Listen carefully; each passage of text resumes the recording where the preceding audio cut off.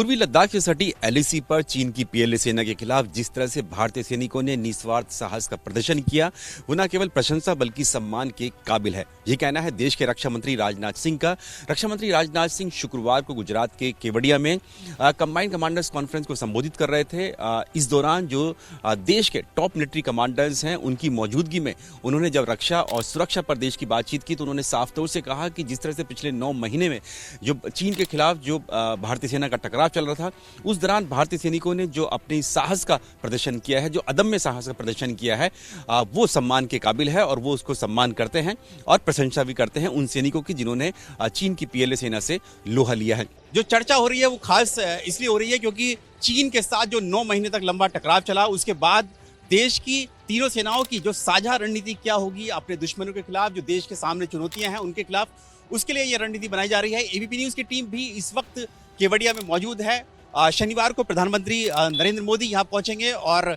तीनों सेना यानी कि सेना के तीनों अंगों के थल सेना, वायुसेना और नौसेना के कमांडर्स को संबोधित करेंगे। और इस दौरान जो तीनों सेनाओं के प्रमुख, चीफ ऑफ डिफेंस स्टाफ यानी सीडीएस जनरल बिपिन रावत और राष्ट्रीय सुरक्षा सलाहकार यानी कि एनएसए अजीत डोभाल भी इस जो सम्मेलन है इसमें मौजूद रहेंगे। ये जो 3 दिवसीय सम्मेलन है ये सालाना होता है, लेकिन पिछले साल कोरोना के चलते नहीं हो पाया था और आखिरी जो सम्मेलन हुआ वर्ष 2018 में हुआ। इस बार का सम्मेलन इसलिए बहुत महत्वपूर्ण हो जाता है क्योंकि भारत का जो 9 महीने तक चीन के साथ टकराव चला और डिसएंगेजमेंट हुआ और अभी भी टकराव कई इलाकों में एलएसी के चल रहा है, उसको लेकर कि तीनों सेनाओं की अभी जो रणनीति क्या होगी, एक साझा रणनीति क्या होगी, उसके लिए यहाँ पर ये चर्चा हो रही है। ब्रेनस्टॉर्मिंग सेशन यहाँ पर चल रहा है। गुरुवार की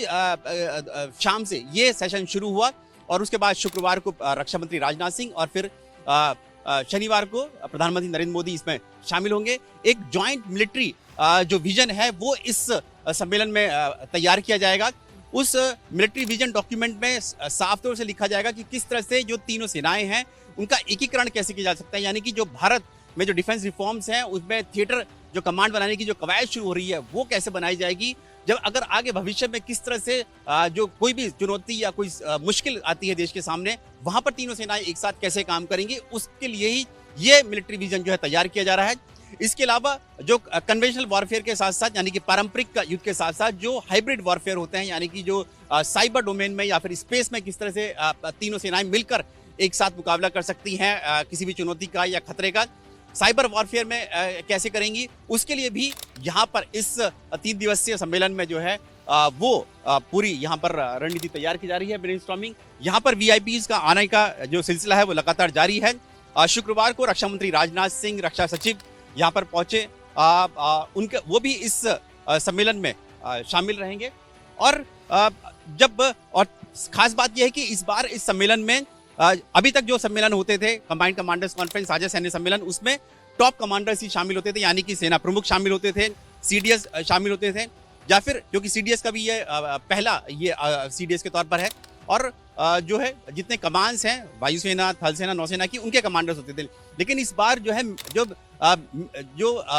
मिडिल लेवल के जो अधिकारी हैं, ऑफिसर्स हैं, उनको जेसीओ और एनसीओ जो हैं यानी कि जो सूबेदार स्तर के जो अधिकारी हैं उनको भी और सैनिकों को भी इस कमांडर्स कॉन्फ्रेंस में शामिल किया गया है, ताकि उनका भी पूरे जो देश की जो सेना है, क्योंकि वो भी लीड करते हैं कहीं ना कहीं सैनिकों को, तो उनका मोटिवेशन कैसे बढ़ाया जाएगा उसको लेकर भी इस कंबाइंड कमांडर्स कॉन्फ्रेंस में इस बार चर्चा की जा रही है। वर्ष 2014 तक जो कंबाइंड कमांडर्स कॉन्फ्रेंस था वो राजधानी दिल्ली में होता था, लेकिन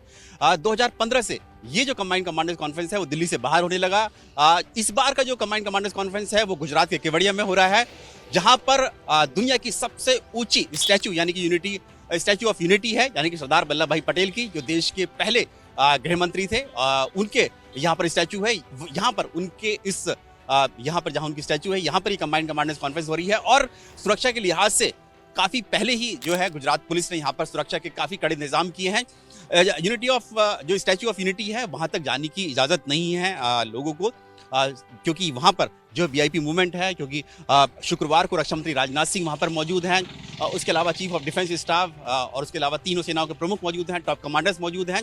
और शनिवार को खुद प्रधानमंत्री नरेंद्र मोदी यहाँ पर मौजूद रहेंगे और साथ ही राष्ट्रीय सुरक्षा सलाहकार